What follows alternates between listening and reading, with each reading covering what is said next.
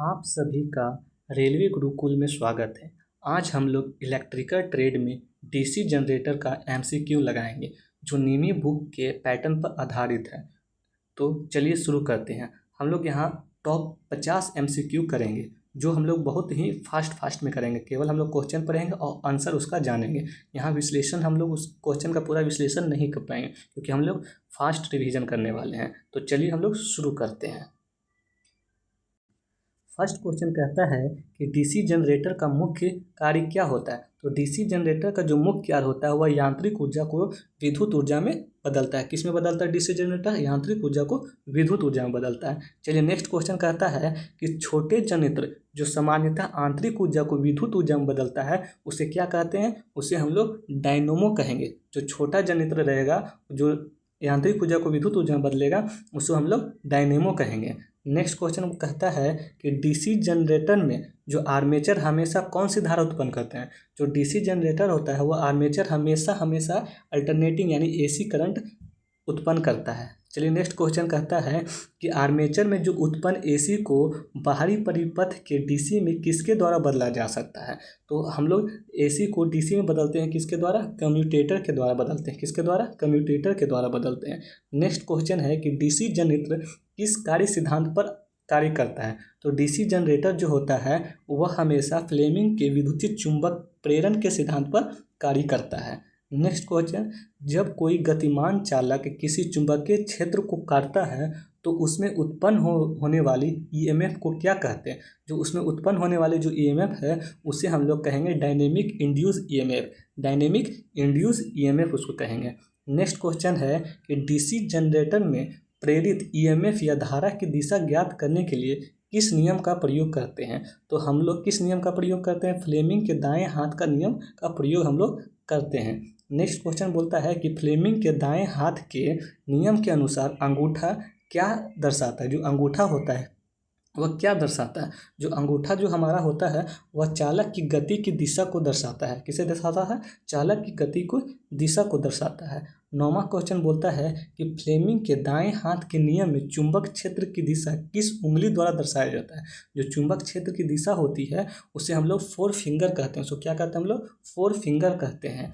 Next question कहता है कि प्रेरित ईएमएफ या धारा की दिशा फ्लेमिंग के नियम में किसके द्वारा प्रदर्शित की जाती है। तो हम लोग मिडिल फिंगर के द्वारा उसको हम लोग प्रदर्शित करते हैं। नेक्स्ट क्वेश्चन बोलता है कि डीसी मशीन के मुख्य स्थित भाग यानी स्टेटर के अंतर्गत कौन से अवयव आते हैं। मतलब स्टेटर के अंतर्गत हम लोग क्या चीज़ आते हैं। तो स्टेटर के अंतर्गत आता है जो बॉडी जिसको योक कहा जाता है। बॉडी या फीड पोल को हम लोग स्टेटर पर लगाते हैं। नेक्स्ट क्वेश्चन है कि डीसी मशीन की बॉडी यानी योक का निर्माण छोटी मशीनों के लिए किस धातु से किया जाता है।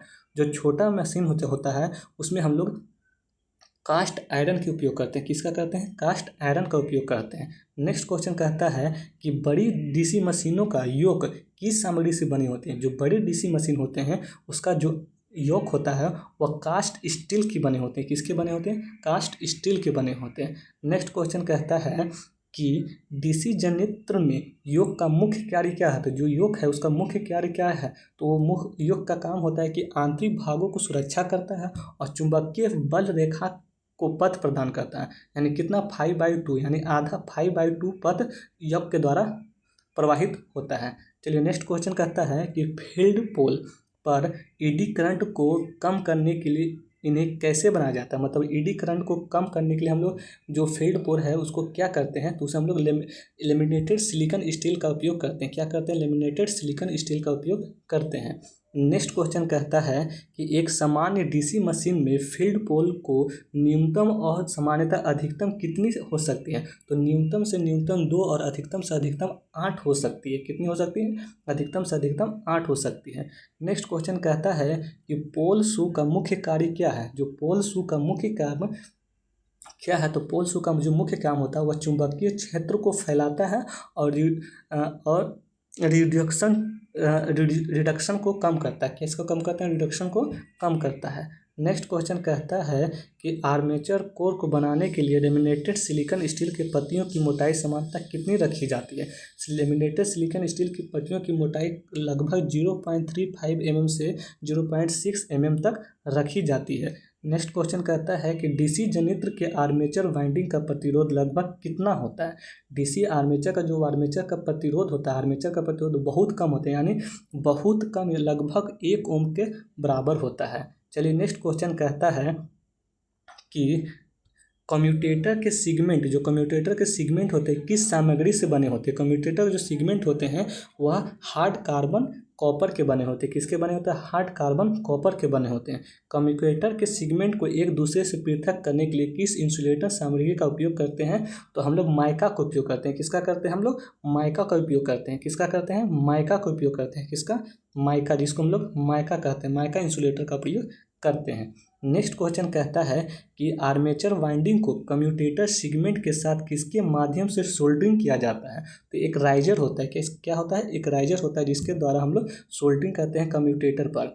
नेक्स्ट क्वेश्चन कहता है कि लैप वाइंडिंग का समांतर पथ की संख्या किसके बराबर होता है। तो लैप वाइंडिंग का जो समांतर पथ की जो संख्या होती है वो पोल की संख्या के बराबर होती है, यानी ए के बराबर पी होता है। कितना होता है? ए बराबर पी होता है। नेक्स्ट क्वेश्चन कहता है कि वेव वाइंडिंग में समांतर पथ की संख्या हमेशा कितनी हो जाती है। तो वेव वाइंडिंग जो होता है उसके समांतर पथों की संख्या हमेशा 2 होती है। कितनी होती है? हमेशा 2 होती है। नेक्स्ट क्वेश्चन कहता है कि अधिक वोल्टेज और कम धारा प्राप्त करने के लिए निम्नलिखित में से कौन सी वाइंडिंग की आवश्यकता होती है। तो अधिक वोल्टेज बोला है ना, तो अधिक वोल्टेज के लिए वेव वाइंडिंग का उपयोग हम लोग करते हैं और कम वोल्टेज का उपयोग करते हैं। नेक्स्ट क्वेश्चन कहता है कि अधिक धारा और कम वोल्टेज। अब बोलता है कि अधिक धारा चाहिए लेकिन कम वोल्टेज चाहिए, तो इसके लिए हम लोग लैप वाइंडिंग का उपयोग करेंगे। किसके लिए? Lap winding. अधिक करंट, अधिक वोल्टेज बोलेगा तो वेव वाइंडिंग। चलिए नेक्स्ट क्वेश्चन बोलता है कि डीसी जनरेटर में ब्रश का मुख्य काम क्या है। तो डीसी जनरेटर में जो ब्रश का मुख्य काम होता है उस क्या होता है कि कम्यूटेटर से धारा एकत्र करके बाहरी परिपथ को देता है। कम्यूटेटर से धारा को एकत्र करता है और बाहरी परिपथ को देता है। नेक्स्ट क्वेश्चन कहता है कि छोटी मशीनों में ब्रश सामान्यतः किस सामग्री के बनाए जाते हैं। जो छोटी मशीन के होते हैं उसके जो ब्रश होते हैं वो सामान्यतः किसके बने होते हैं? वह हमेशा कार्बन के बने होते हैं। किसके बने होते हैं? कार्बन के बने होते हैं। चलिए नेक्स्ट क्वेश्चन बोलता है कार्बन ब्रश का उपयोग करने का मुख्य कारण क्या है। तो कार्बन ब्रश का उपयोग करने का मुख्य कारण है कि इसका तापमान गुणांक ऋणात्मक और यह स्व लुब्रिकेटेड होते हैं। मतलब ये अपने आप को घिसा लेते हैं, लेकिन कम्यूटेटर का जो कॉपर होता है उसको नहीं घिसाते हैं। तो इसका तापमान गुणांक ऋणात्मक होते हैं और स्वयं लुब्रिकेटिंग होते हैं। नेक्स्ट क्वेश्चन कहता है कि कार्बन ब्रश के लिए करंट डेंसिटी मान कितना रखा जाता है। जो कार्बन ब्रश के लिए जो करंट डेंसिटी का जो मान होता है वह होता है 5 एम्पेयर प्रति सेंटीमीटर स्क्वायर, यानी 5 एम्पेयर पर सेंटीमीटर स्क्वायर होता है। कितना होता है? 5 एम्पेयर पर सेंटीमीटर स्क्वायर होता है। नेक्स्ट क्वेश्चन बोलता है कि स्पार्किंग से बचने के लिए ब्रशों को हमेशा किस अक्ष पर रखा जाता है। तो हमेशा MNA पर रखा जाता है। किस पर रखा जाता है? MNA पर रखा जाता है।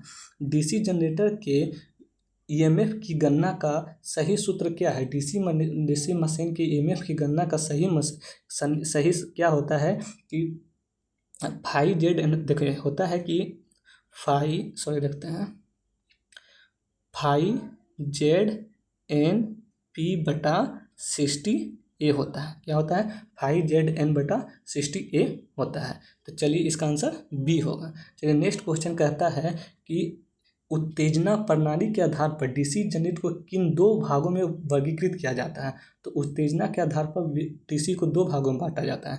पहला होता है पृथक उत्तेजना यानी सेपरेटेड एक्साइटिंग, और दूसरा होता है स्व उत्तेजना यानी सेल्फ एक्साइटिंग। तो इसका आंसर क्या हो जाएगा? सी हो जाएगा।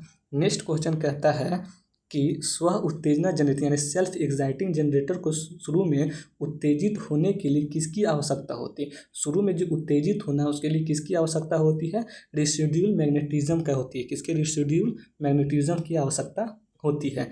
नेक्स्ट क्वेश्चन कहता है कि यदि डीसी जनरेटर की घूर्णन दिशा गलत हो जाए तो क्या प्रभाव पड़ेगा। अगर डीसी जनरेटर के घूर्णन दिशा को अगर गलत कर देंगे तो वह वोल्टेज नहीं बनाएगा। क्या करेगा? वह वोल्टेज ही नहीं बना पाएगा। नेक्स्ट क्वेश्चन कहता है कि किस जनरेटर में आर्मेचर, फील्डिंग, वाइंडिंग एवं लोड तीनों श्रेणी में लगे होते हैं। तो श्रेणी मतलब सीरीज जनरेटर में ये तीनों श्रेणी में लगे होते हैं।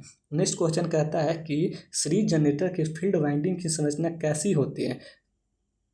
तो सीरीज जनरेटर के फील्ड वाइंडिंग जो संरचना होती है वह मोटी होती है लेकिन कम लपेट की होती है, मोटी होती है लेकिन कम लपेट की होती है। नेक्स्ट क्वेश्चन कहता है कि किस जनरेटर को बिना लोड के चालू नहीं किया जा सकता है। तो सीरीज जनरेटर होता है उसे हम लोग बिना हम लोग लोड के नहीं चालू कर सकते हैं। किसको? तो सीरीज जनरेटर को। तो सीरीज जनरेटर को हम लोग बिना लोड के नहीं चालू कर सकते। नेक्स्ट क्वेश्चन कहता है कि डीसी ट्रांसमिशन लाइन में बूस्टर जनित जनरेटर के रूप में किसका उपयोग किया जाता है। ट्रांसमिशन लाइन में हम लोग बूस्टर के रूप में हम लोग सीरीज जनरेटर का उपयोग करते हैं। नेक्स्ट क्वेश्चन कहता है कि शंट जनरेटर में फील्ड वाइंडिंग को आर्मेचर के साथ किस कर में लगाया जाता है। तो शंट जनरेटर को फील्ड वाइंडिंग के समांतर कर में हम लोग उसको लगाते हैं। नेक्स्ट क्वेश्चन कहता है कि शंट फील्ड वाइंडिंग का निर्माण किस प्रकार के तार से किया जाता है। तो शंट बोला है ना, शंट फील्ड वाइंडिंग। तो शंट फील्ड वाइंडिंग बोलता है पतले तार और अधिक लपेट, पतला तार और अधिक लपेट का उपयोग किया जाता है।